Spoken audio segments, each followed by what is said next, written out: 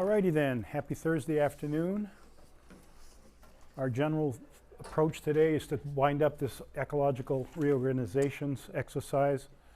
Today I'm going to spend a few minutes talking about the prior assignment, and then we'll delve into something a little bit, not tangential, but relevant. And we're going to talk about the no analog situation. And then we will tidy up this assignment and move on. Before I get going, any questions? I would stand back for a second and say that we're halfway through the course. Yay, yay, yay. So we've covered 4 lessons. I think we've done pretty well with them. I will have, before we start the next one, next Tuesday I'll post the current scores so you can see the histogram of where we're at in terms of that. These had to do, that was a technically oriented one, drove some of us a little bit nuts. We talked about hydrology and the fact that the yin yang, we had a mechanism for climate change. We're talking about a result of that, of a warm interval or a warm cold interval. We're next going to worry about sea level rises. There's a concept about sea level changes can be more dramatic than we think. And so we're going to talk about how those sea levels have changed and what drives that change, because that leads up to this hypothesis, which is something about being able to change sea level much faster than we anticipated.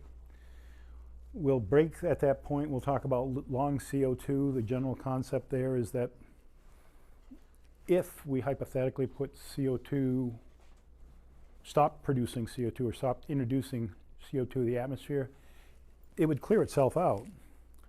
Take 100,000 years to do it.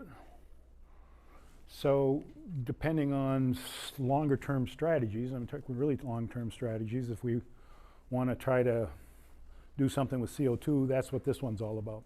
And then we'll come back to abrupt climate changes, which will actually integrate some of this business with the AMOC. And that'll be, this one's a little bit longer, but that'll wind us, and it's spread over the Thanksgiving break or whatever, and but that'll wind us down. So any questions where we've been or where we're going? We're doing fine as far as I can see. We're getting a rhythm on the evaluations, and we're good. This exercise stumped a subset of us a little bit. In part because one of the instructions in this thing said that it's a cold interval, not an assumed warming interval. And if I recall right, there was a slide that's in the packet that said this configuration is not possible. And the configuration basically had something like this. These are examples from last year's class. So these are outputs that come in. But this is our modern thing. And I said that this doesn't make any sense. And why didn't it make any sense? Or why wouldn't it make any sense? It's cooling down and not. So this thing that's already, this is the warmest that the cold eco-region can be. So if it gets colder, it's going to expand not downward, southward in the northern hemisphere. And so the expansion in the opposite direction or contraction in the other direction, the magnitude, I think people who flipped it up, did about the right magnitude of the change, but the wrong direction. Okay, so that's the simple things. This has the same fundamental problem. It compressed the zones and introduced a new zone. That's kind of a little bit, that concept's not wrong. You say this zone starts here, then something's got to replace it, that's fine. But again, it's a cooling. This one's a little more complicated in the sense that this was the starting point, so these are the ones after them. The notion of having overlapping zones is, I think some of you wrestled with that. As an exercise that would be precluded, in reality it probably does happen that way without any problem. And then the notion of the whole thing disappearing. It might, but I think with the rate, unless the rates were totally off, it's not likely. It's not likely to go 1,000 kilometers. 1,000 kilometers is quite a ways. in 1,000, for ecological systems to readjust themselves in 1,000 or 1,500 years, 1,400 years, whatever it is. Okay, should I go over any more of this, or does that, between this and the comments, everybody happy? Or at least convinced that we can move on? Okay, so let's we basically did this exercise. We worried about the plants and we worried about a certain set of the animals, but we didn't break the animals down into the things that like the herbs, but we could break it down to the things that like the herbs. So in other words, there is a food chain here, and in the animals there's an up chain to it. And we didn't necessarily sort those out, but the rhetorical question is, how could that propagate? So I'm making the problem a little more complicated. Same notion here. Most of us had all of these good things, and these are the things after that. But these are the things that eat these things, right? So by extension, what happens if we disrupt one? Is there a domino effect? Or does the domino effect somehow get mitigated? Because if this guy wants to eat something, well, he can eat something else, perhaps. So that's a philosophical question. I don't think it's one we can answer specifically, right? But it would be an interesting discussion to have a discussion for a few minutes, and then you formulate an opinion, and then you pop it into a little quiz, and there's a bonus points and solve for it. So if you're game for a little discussion, we can get bonus points out of it. You game for some discussion? The problem. The problem is blah, blah, blah, blah. How would you start thinking about doing that? How would you add to the complexity of your model is basically what this is asking. Models are very simple representations. Anything that you see in the technical literature is a simplified reality of reality. It may be incredibly complex, but it starts with conceptual ideas just like you did. What will happen when one species and two species interact? Now go to 3 species, now go to 4. Go to plants, go to animals. Make it more complex. So let's go up to the next one. How do you go about it? Making the whole environment more complex? You're making the whole environment more complex. How would you go about modeling it or making an assessment like we did in class?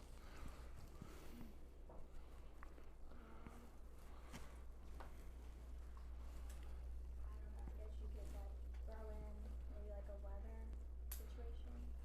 Okay, do we need weather? I want to make it more complicated because I want to put in a second link. Instead of just plants and animals, I want animals that eat animals. So I'm assuming, or I'm examining the concept that there might be a domino effect, right? How would you approach this problem? So wouldn't like say if the animals that depend on like a certain plant for food, if like something happens to that plant, then like that would cause those animals to migrate elsewhere. So like that just adds like another factor in a way it affects the ecosystem. It adds another factor, and yeah, and how are we going to account for that other factor? That's kind of, we did a very simple thing. We took math though. We assumed that there was a rate difference. It was a problem. It wasn't an easy thing to find, I'll grant you that.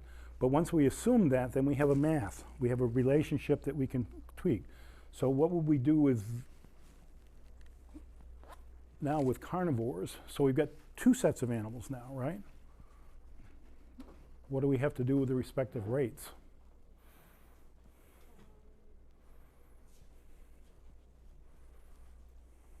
I'm not sure, but it's just like I don't know. Okay, gentleman in the green. What do you think? Not sure? Staying with the same information, we just want to make it a little more complex. We don't want to solve the whole world's problems, but we want to take it a step at a time because that's the way you eventually conquer things, right? So you've got 2 different rates now, right? how would you do that? Do I just add another diagram? Do I have to modify the existing set of diagrams? You would have to figure out the rate at which the animals are moving towards that. Right. How much.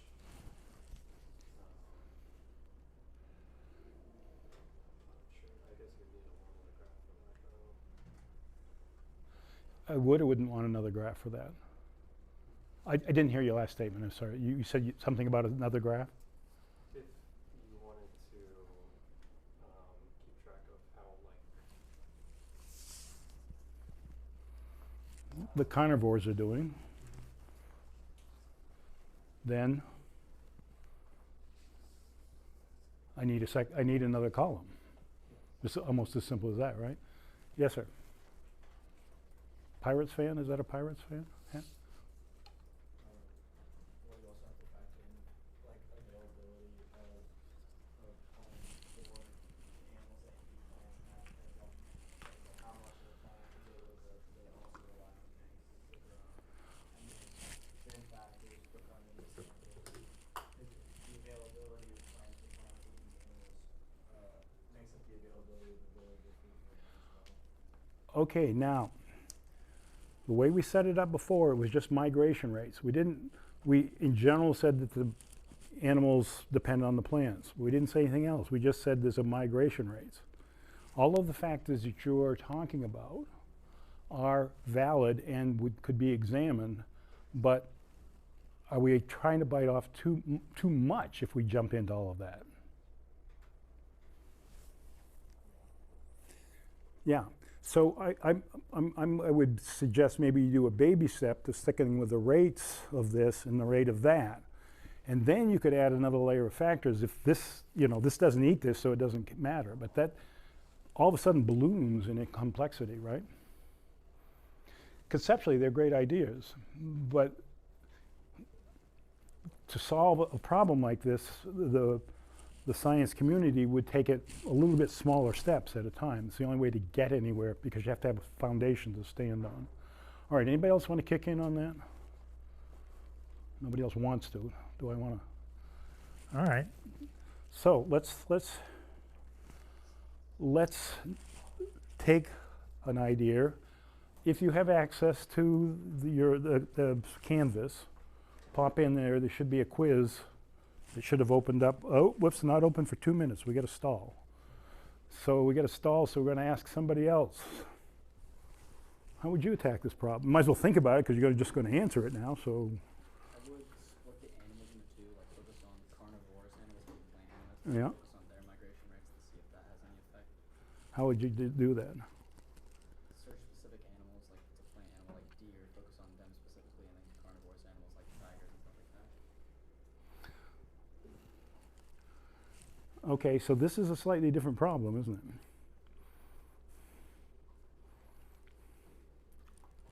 Let's read this problem carefully. Is this the problem we've just been talking about?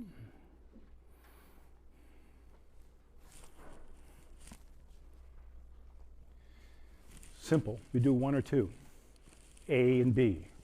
A does eat B or doesn't eat B. You got two rates for A and B. They're going to make it or not. Now we get C, D, and F. Philosophically, if you made it much more complicated, you might have a better answer, or would you? That's what I'm asking here. You'd have a more refined answer. In this case, would the real value of the lesson be much improved? It's a philosophical question. It's not there's no straight answer, forward answer. Is that available now? Not yet. It was supposed to go up at 2:15. I don't know why I said 2:15, but. So let's think about it. What do you need more to know about this question? This is the question we're trying to answer today, right now. What more do you need to know about it?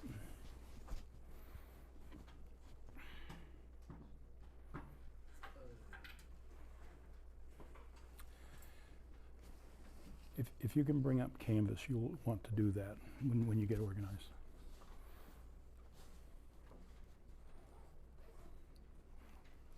what's the, in your words, what is the question? What am I asking us to think about?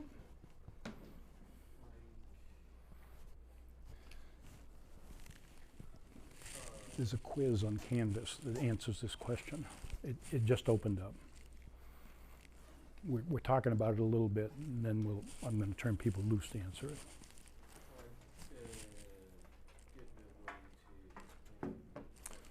Say that again, please. Like give a way to explain the function of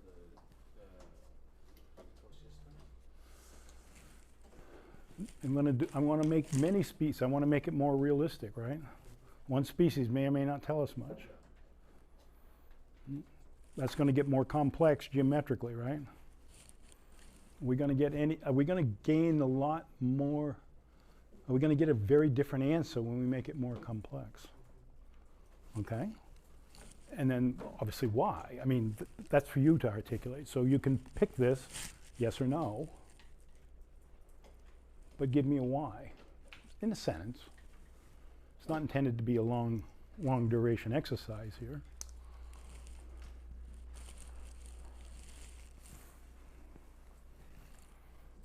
Ma'am. Are we supposed to like find specific animals or like plants? No. For this, it's just, we've just posed an interesting problem. You might not think it's an interesting problem, but answer it off the cuff.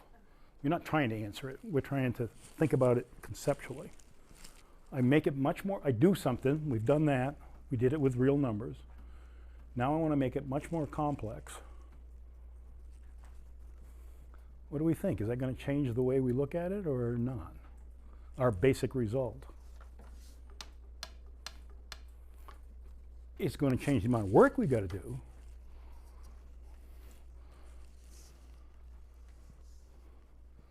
How do we know we got a right answer? These are philosophical questions.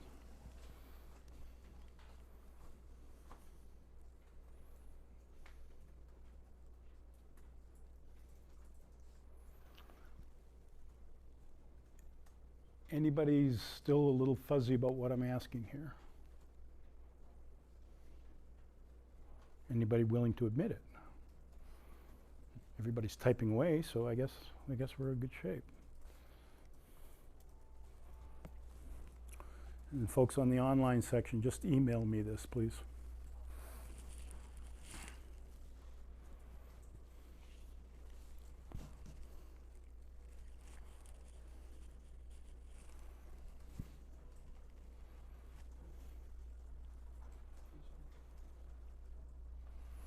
Sir. Excuse me? Oh, the word limit? Oh, don't worry about a word limit. I like nice, short, compact answers. Most of the time, if you start throwing words at it, that means you're trying to throw too many ideas out there, and I can see through that. And I don't. This isn't. We're going to be winding this up shortly, anyway, folks. So we're not. This was just a little pop in. It's also kind of a thing to 10 people who came to class today get more bonus points than folks that didn't come to class today.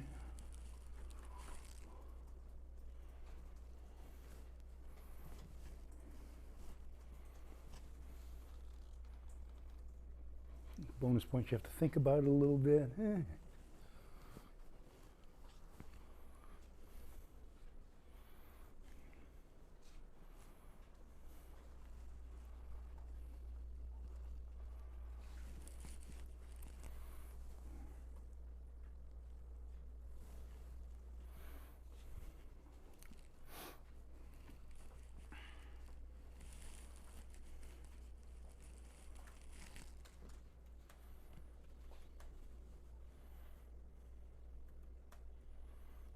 Let's go ahead and start winding up if you think you...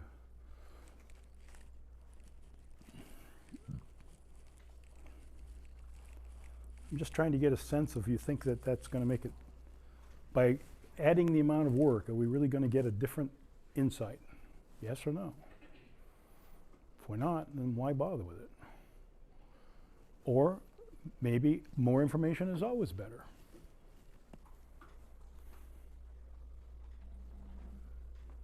Whoops, I went too far back. My apologies. This is what we're trying to do, right? Get out of there.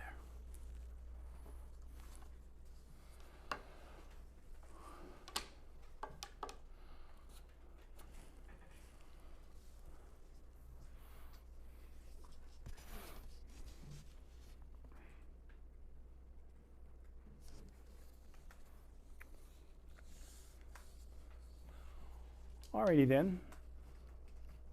I'm ready to move on. We're going to shift gears. We've got a good foundation to move on. I want to talk about something called the no analog situation. It turns out that during this so-called Younger Dryas, there were basically plants, animal assemblages, or ecosystems that could be found nowhere on Earth today. A lot of our understanding of the past is we assume that what's going on in the modern has some validity to go back into the past. And the more we studied this so-called Younger Dryas, and so, excuse me, so people study, if you look at an assemblage like you just did, and you say, okay, it's over here now, that means it had to change this much. So we can take an analog to understand the past with the modern. I'll say that again because I'm not sure I said it clearly. If we want to understand what happened in the past, we can often take a modern analog. So I see a certain species that doesn't grow here today in the past. For example, I can take you up to Sharonville, I can show you a bunch of spruce wood. There's no native spruce wood growing in Ohio today. So there's an inference of, well, where's the nearest spruce wood? And you find that the nearest spruce is someplace up in Ontario. And so you could say, okay, then it had to be whatever the temperature was in Ontario, that much colder down here. During the Ice Age, that was no problem, because the spruce trees are of Ice Age. So this analog thing has been a very powerful tool. Flipping the gun, though, the Younger Dryas was this screwy thing that we've been arguing about for 100 years. So it's no surprising that once we dug into it, perhaps, we found out that this plant assemblages that were present at that time don't have a modern analog to them. And so there's a series of papers that I'm going to introduce you to a key concept out of about 3 of these papers, maybe 4 of them, to just illustrate this point. First of all, something about the big guys went belly up. Novel plant communities, not what we thought about, and fire. Okay, so they're saying it's a little messy. It's not just whether the plants and animals are there. We have different plants and animals intermixing, and we have a little fire, and that maybe is why the megafauna went extinct. This is temperature. These folks are reconstructing temperature on a community that has no analog. What temperature were they living at? Next door, figuratively, the sites that they did are in northern Ohio, northern Indiana. An intriguing paper, it's a bit old nowadays. We like to make up the Younger Dryas as being the big, mad, bad climate change in sort of the last 10 or 15,000 years, and it probably was. Did the people that existed at that time care or not? I mean, when they thrown in, we know they changed their culture, but did that matter on a day-to-day basis to them? And so these folks are going to argue no, they didn't. They probably didn't see much of an impact, which is a different take than you'd get out of the press. This one's a conceptual model. We'll talk about it a little bit to crystallize some of the things that it'll have a couple diagrams to show schematically what we're doing here. So let's get an operational definition. Lady in the red, do you want to start reading that for me, please, or out loud for the rest of the class? Get about 3 sentences in, please.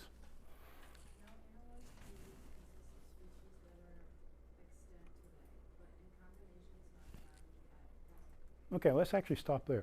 All right, so that's a declarative sentence. What's extent mean? Species that are extant today. Species that are extant today. What's extant mean?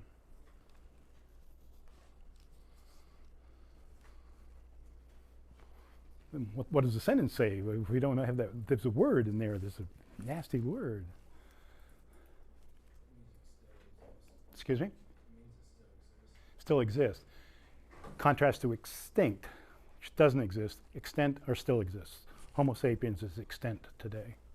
So these are all the things that are roaming the thing today. A lot of the big mammals are extinct, not extant. Okay, so next sentence, please. No analog is therefore shorthand for no present data and can refer to both past and potential future changes. All right, that's fine. What's the significance of that sentence?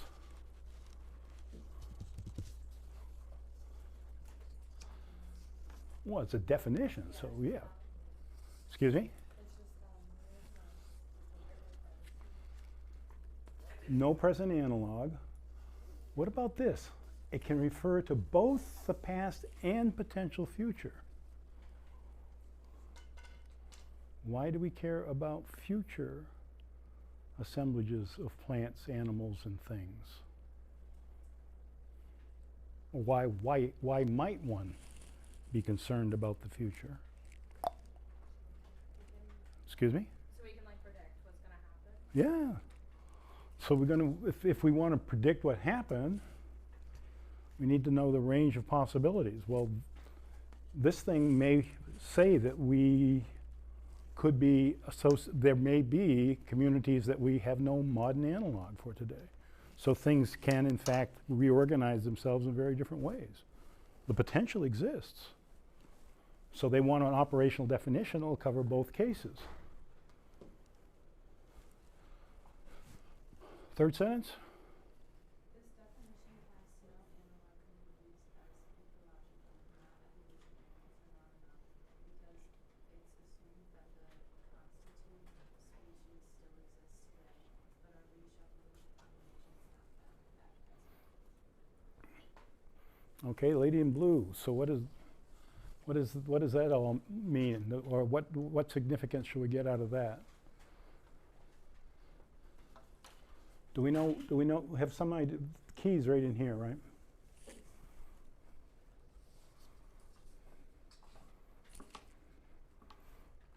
What do we think?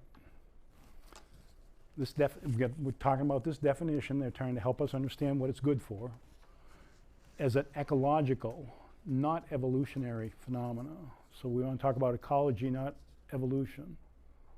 Why do we care about ecology and not evolution? Seems like they're kind of vague concepts, aren't they? One of the things that ecologists worry about is, and one of the things that happens, our species can adapt. They can change the way they're doing their thing rather than some other alternatives. And if you allow sufficient time for the evolution to take place, then this whole concept's not useful, is what they're saying. So it's saying that things have got to be pretty much as they are today, or it doesn't matter. So this is an operational, so this is a couple of operational definitions. And then this is getting too technical for us, but take home point. We've got a definition, combinations not found today. Not a present analog. Can be both what we've seen in the past versus what we might see in the future, and we're tightening the definition in order to talk about keeping the species behaving the same way rather than changing. Questions about what no analog is? All right. Examples. This is a study of the big things. And then we're going to talk about the North America megafauna extinctions. That's all the elephants, the mastodons, the mammoths, and whatever. and the formation of the novel communities are well-known features, so that this is not news to there. But the relationships between all of these things are unclear. This has been an enigma of the Younger Dryas. We've known the three things are going to have gone changed. We don't know if like one of them's led to another, and there's all kinds of interrelationships. So what this study was doing was looking at dung fungus, which is present when the large mammals were roaming around and feeding and producing dung. And we established that the megafauna preceded fire changes. Why would I care about that? Gentleman in the black. Because you can like learn from like history. Okay. It can help predict. And we're really interested about cause and effect, right? So if the hypothesis is that big fires killed off the mastodons, this study says the mastodons went belly up before that. What happens to our hypothesis that the fire did it? It like doesn't support that. It actually invalidates it. Because if they're gone, then it couldn't be something that happened afterward. I mean, you know, I can't. So here's this concept that they're going to things, which is the domino, which domino was first. And then we went to a place in Indiana, and then we looked at some places in here, and we've established the fire regimes and then the loss of the mastodons and blah, blah, blah, a little bit of detail there to show some pretty pictures of kinds of things that they were looking at. A stratigraphic column of pollen, basically, and fire.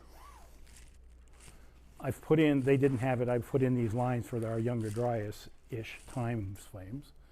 And then this is the puppy that they, I don't know, besides this group, when they started looking at this fungus that's in the dung, and it's called sporolifia, I can't pronounce it, but it's called spora something. I don't think many people had talked about it, but they found out, they were making the case that this is a good indicator of when the mastodons were there. So, let's see, who needs to, gentleman with the orange. Yeah, so here's this fungus, and what happens to it? It decreases and Whoops, okay, go ahead. decreases about halfway up the chart. What does that mean in terms of whether there were big megafauna present or not? It means that they weren't making it anymore. They weren't at that, around that site. Yeah. Because if they had actually gone to the bathroom over there and the megafauna went in that lake, they only sampled one lake. But this is an argument that they went belly up someplace in here. And they're arguing before the fire regime changed. And I don't quite get that because the fire regime really changes up here. These are sporadic things. Nevertheless, and we see other types of vegetation associated with these no analog situation. All right, that's all fine and good. They did a bunch of fancy mumbo jumbo on them. And so they presented a series of maps. And the maps sort of get to the key point that I want to make here today. This is, at that time, the spruce trees. Where were the spruce trees present or not? The site that they actually investigated is up here in Indiana. It's that blue dot. We're in Cincinnati right here. They relied on a couple places up here for chuckles. That's fine. What this is telling you is a percentage. Oh, there's no spruce here. There's no spruce here. It's covered under the ice sheet. There's 5% to 20% of the trees or that. And as you go up, and then there's a really high spruce concentration up west of Lake Michigan. If you go too far west these days, you go into the prairies. So some places spruce trees growing where there's a prairie today, but that's another issue. But the real concentration of this thing is there. Okay, that makes sense. If you do the same thing for flowering plants, and each of these colors is a different flowering plant. So there's the orange one, well, there's the There's one that's got a lot of this stuff. There's one that's got this and some other stuff, and then there's a ratio. The point is that these are different flowering plants. Okay, ecologists can do some statistical analysis that tells you how far apart populations are like that. And they go back to that diagram. And this is their result. And what it's saying is things aren't far apart, but when you get to the red in the statistical number, they're far apart. They're no analog. So the result of this particular exercise was to show the geographical distribution of this weird assemblage of things. That's taking it at face value. And it covers a pretty large area of eastern North America. So this was a real phenomenon. They weren't the first to observe it. They were not necessarily the first to quantify it. They quantified it a slightly different way. Details don't matter. This is back to the question of if you did it over again, would it matter? Well, this actually has a nice map to show that that's where it is at. Okay. Questions on the dung and the presence of the big mammals and the fact that there's a no analog about that same time? Doesn't give us cause and effect, though. Next paper. Oh, back to hydroclimate, hydrology again. Now we're going to go out in the western basins. Oh, I gummed that up, didn't I? Did I do that? I did do that. Oh, that's a bummer. Okay, let's. Who would like to read? The gentleman in the. Each one to start. Can you just you start reading the first sentence or two, maybe? The Younger Dryas climate event is the preeminent example of abrupt climate change. And we're doing abrupt climate change again later, so here's a. Okay, go. In recent geological past. Climate conditions during the Younger Dryas were spatially complex, and high-resolution sediment cores in the North American, North Atlantic, West Europe, and East Asia have revealed an unfolding of two distinct phases, including an initial stable climactic period between 12.9 and 12.2 thousand years ago, associated with a weakened Atlantic AMOC, and a second phase characterized by variable conditions until 11,700 as the AMOC recovered. Perfect. So backing up, Buddy AMOC, we've heard about. The 8.2 event, we said we whacked it and it recovered. This is arguing got whacked again. The whacking slightly different, but conceptually for us it's the same.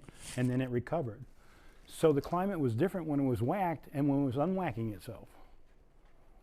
Subtlety, more detail, more resolution. Younger Dryas isn't one cold event, it's two maybe. It may not be two cold events, but it's two hydrologically events. Oh, hydrology matters, right? Of course it does. So there, what I'm going to do is send, I'm going to show you the evidence of that. The map that I cut off is the places that he mentions up in here. So to carry on though, for decades we haven't actually, we've been thinking about this concept, but nobody's really figured it out or had hard proof to it. And these guys took these folks took a somewhat clever approach to it, and they just looked at the sediments. So they went to some places out in the Death Valley, or near Death Valley, and they looked at the mud that was accumulating in the lake at that time. And this is mud of Younger Dryas age, and this is more recent mud. And then if we zoom into the mud, that's what it looks like when you take a picture of it. When you publish it, you make it into a fancy diagram. It looks like this. So they say this is the stable part, this is the unstable part, and that's the stable and unstable part. So what is going on here is that you've got just mud, but all of a sudden you get wet mud, or sediments that are wet mud, represents wet conditions. And the wet conditions come and go like a yo-yo. So dry, dry, alternating dry and wet.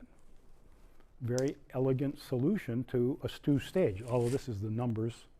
Most of the paper is the finding and exact timing of it, which is useful. Here's a hydrology in a very subtle way, again. This is far more subtle than the 37 meters of water change for Lake Michigan. This is just a little series of little mud puddles. In Death Valley, that's important. That's different. Okay.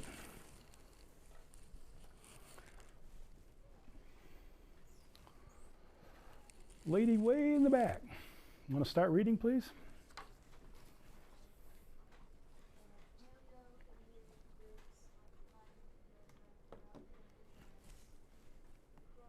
Chronozone.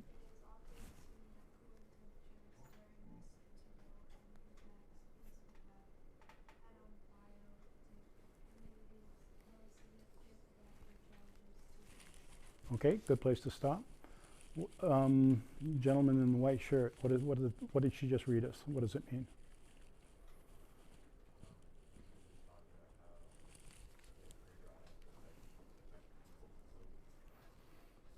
Yeah, so the statement's sort of an obvious.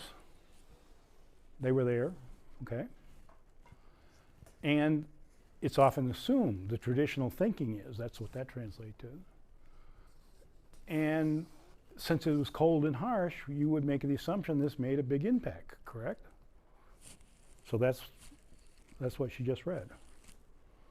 So they're setting up to look at the converse.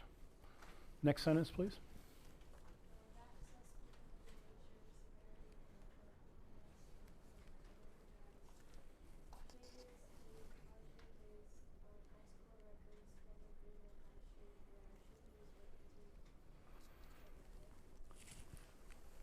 Thanks. And what that's saying is we have a preconceived notion because there's been a record of where it was nasty. But that's halfway across the world. That's not North America, is their argument, right? What do you think they're going to find? Here's a nice question. They're setting up one possibility. What are biotic communities? Biotic communities? Where do you see that? Okay, had biotic community. The impact would have had, it is often assumed that the cold would impact biological communities, biotic, the plants and animals. I mean, we're making that assumption ourselves. What they're doing here is they're asking one particular part of the biota, the Paleo-Indians, did they really care or not? And if you read through this, they're setting up and saying, okay, here's where that concept comes from. Does it really apply to me or not? Next sentence, please.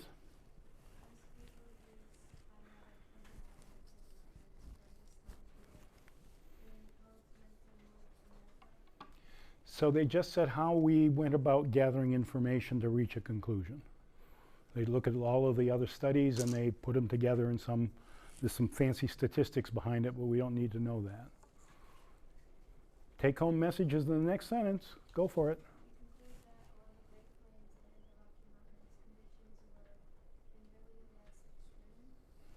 In reality, less extreme, and therefore, go ahead.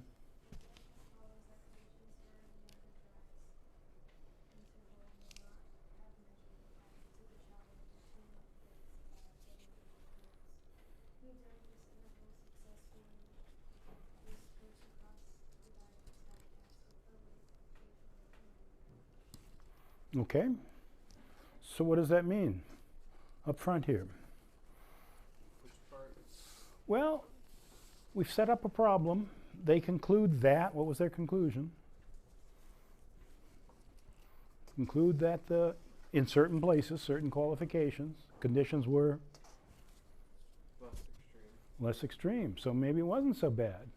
Maybe it wasn't peaches and cream, but maybe it wasn't bad enough to make a difference. So what does that mean? What is the next sentence? They're drawing out the implication of that finding. They said the things aren't so bad. What's the implication? It didn't really make their life worse on a day-to-day basis. That's what they're saying, right? Why would the Clovis people have gone out of style then? Well, now that raises an interesting question, doesn't it? Yeah. You see why there might be a debate about this topic. These guys are both what you'd call heavy hitters. They're very well respected. They've had long careers. They've thought about these problems for decades, figuratively, collectively, probably for 100 years. And so they just said, they don't offer a solution. They just said, we got to think about the problem some more. Okay. Anything else we need to know about that? Nothing we need to know about that. This is the last new information that I wanted to talk about. Well, yeah, this is the last new information I want to talk about. Then I'm going to do a sort of a philosophical slide, and then we're going to talk about that. These are diagrams to understand where things might be happy. So on this axis over here, they're talking about climate variable 1 and climate variable 2. For us, think about temperature and precipitation. Okay? And what they're saying is that any in one species, except Homo sapiens, is going to live under that temperature, precipitation regime, or maybe over there, or maybe over here, or maybe someplace that's a little hotter, but not necessarily any wetter, right? So you can draw a collective circle or any shape you want around it and says that's the range where that species is happy. Those are the environmental conditions that it's happy at. And this is the way they get back at in the past. And I didn't draw a great line around it, but we could draw a line around it. So species 1 in purple, just think about species 1 in purple. And what does that say? Species 1, if we take that, what is species 1? It's got a long thing, so it's insensitive to something, right? Temperature. In our case, temperature. Doesn't care what the temperature is. Can only stand so much difference in the water, right? What about this one? Species 3. Excuse me? Doesn't matter. I don't know if it's just a species. But this elongated sphere said, this variable is the key one. It can be all over the map here. What about this one? Can it be all over the map in this direction? No. So it's very sensitive to small temperature or temperature changes. What about precipitation changes? Be all over the place. The lady with the white, whatever, the drinky cup. So we've talked about species 1 and 3. What's the difference between species 1 and 2? They have sort of the same shape, but why they're separate, they plot out separately, right?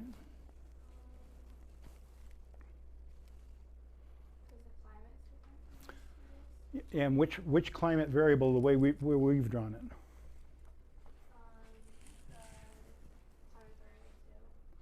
Yes, and we assign precipitation and temperature to these conceptual ideas, but so it'd be precipitation. And does species 2 like it drier or wetter than species 1? Drier. So they can hang out in the same temperature range, but this one's got to be dry and this one's got to be wet. Okay, that's fine. The intersections. What's the yellow area represent?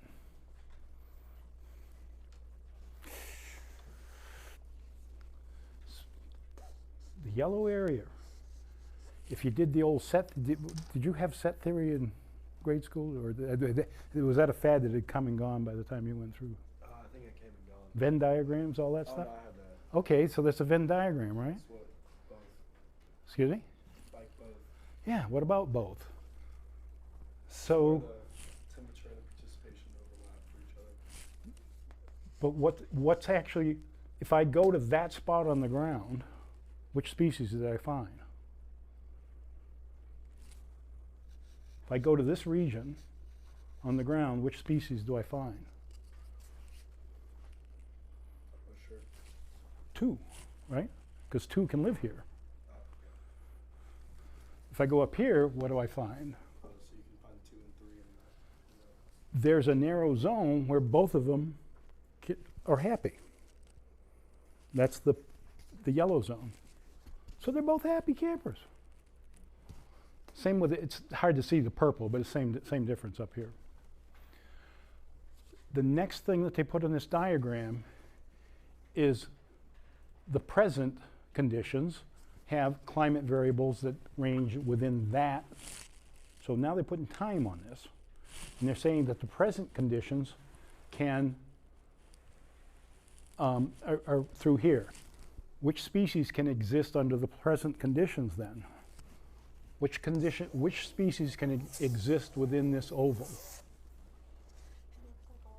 All of them. There's a little tuck of every one of them. Perfect, right?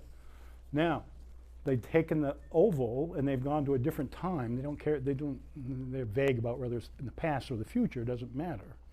But it's a different set of climate conditions, right? And that's what we just did. We just did this exercise. So the lady in the Bearcats black T-shirt. What does that say about, back to our question of no analog, is there anything different about the present versus time 1 conditions in terms of the species?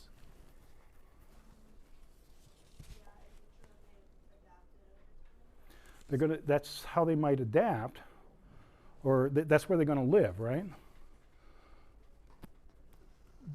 This yellow puppy, do we see that at the present? The present is this oval here, where my arm is. Is that within my arm? So that assemblage, that combination of species doesn't exist today. What about at the other time? That's when we see it. This would be a no analog. We've just drawn the Venn diagrams of the no analog situation. This has similar condentations. I don't know if we necessarily need to go through it. It basically says take those things and move them around, and you can get rid of it. If you go this way, you'll get rid of this species. Okay. Anything about that? That's a little heavy, but it reinforces what we just have done up to this point. You'll see the same slide again later in the course, but I want to introduce it for now. It's a term called adaptation. It's the adjustment of organisms, living things, to their environment to improve their chances of surviving in that environment. So we just saw environmental changing, not impacting necessarily one species, but a community. And the geologic record has told us that there are only basically 3 approaches to adaptation. One is you can move to be happy. And that's what we've been talking about. We've been moving species around to different climate spaces, temperature pressures. The other things, back to what we were talking about before, is you could evolve.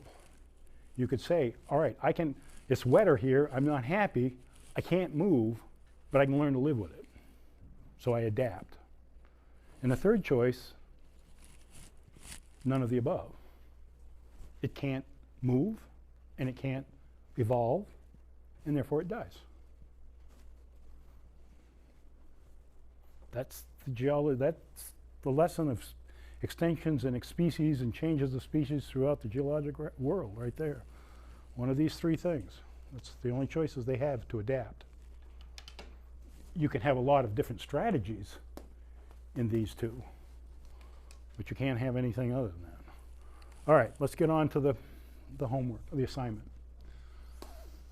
Think about the potential future ecological reorganization changes. Folks try to think about the model of interacting of individual species. This is a follow-up we talked about a little earlier. Philosophically, a company was going to offer the ability to model these interactions. They were computer whizzes, and they were able to take and think about multiple species, individual species interacting, and this was their business model, and they were going to try to offer this product. And so you're a venture capitalist, and would you invest in that company or not? Why? So this is extending a little bit further. It's a practical business application to a philosophical question. They want to seek sort of new information on something that you have an idea about. You've done this a little bit yourselves, so you now have some experience. It would certainly be easier to pay them than to do it ourselves more, but do you think they can make a business out of it? Would there be enough demand for that down the road?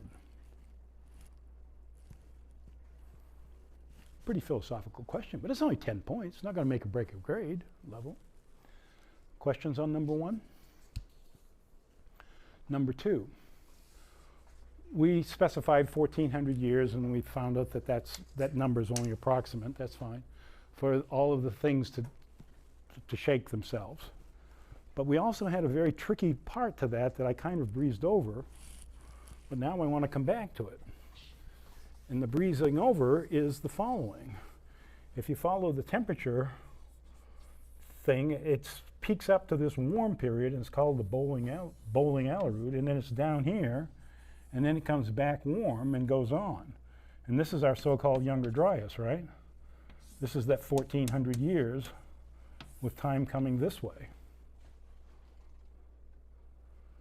The Clovis people were happy in here. They weren't happy over here through the warming event.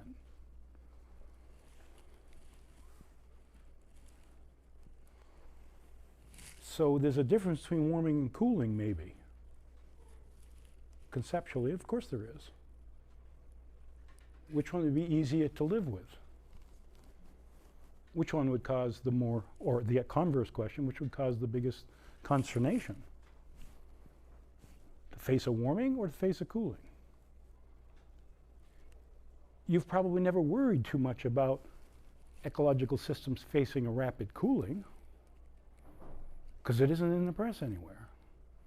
It is in the geologic record.